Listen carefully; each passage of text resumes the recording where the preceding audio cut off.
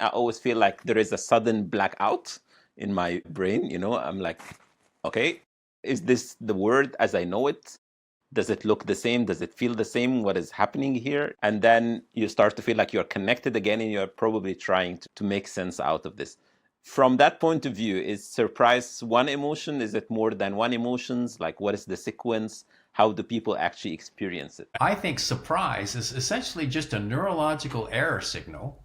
And what it does is, like you say, for you, it was a blackout, this moment of what? Yeah, that's what happens. But it only lasts a few milliseconds. It may seem like a long time, but it's enough for you to go, what is just happening?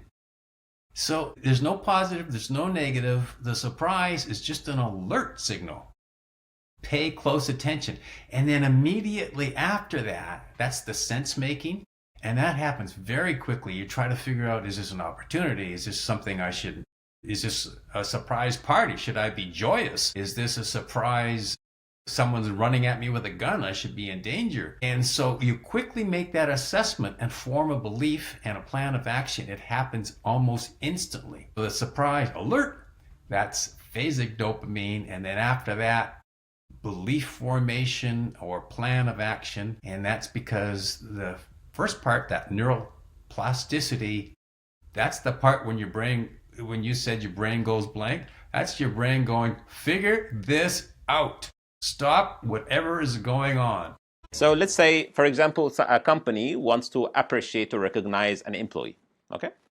There are a couple of ways to do this. They do it in a setting where it is somehow expected, and they do it normally with, I don't know, a certificate or a letter or something, and that looks a bit festive. Still, it can be. Or they actually craft something where this comes to them as a surprise in a context that they didn't expect this to happen. I actually have a story that probably help us navigate this. So in one of the years, I remember we needed to do like promotions and stuff like that and raises. And the way we did that is we contacted the restaurant and we had them call each employee and invite them with their families. They pick the time they want to come with their families to just enjoy lunch, okay? And it's paid by the company. And people would think that this is a gesture and that is it, right?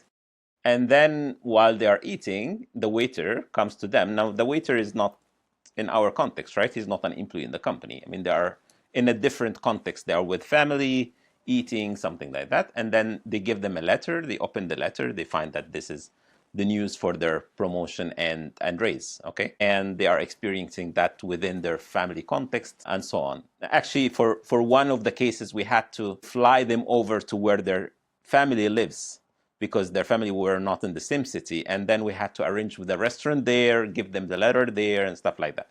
So that letter or whatever could have been sent to their email, or it could have been, into something that's crafted around it. Psychologically, I know you did not go through the experience. There should be the ones to comment for sure. But how do you see it from your point of view as a psychologist?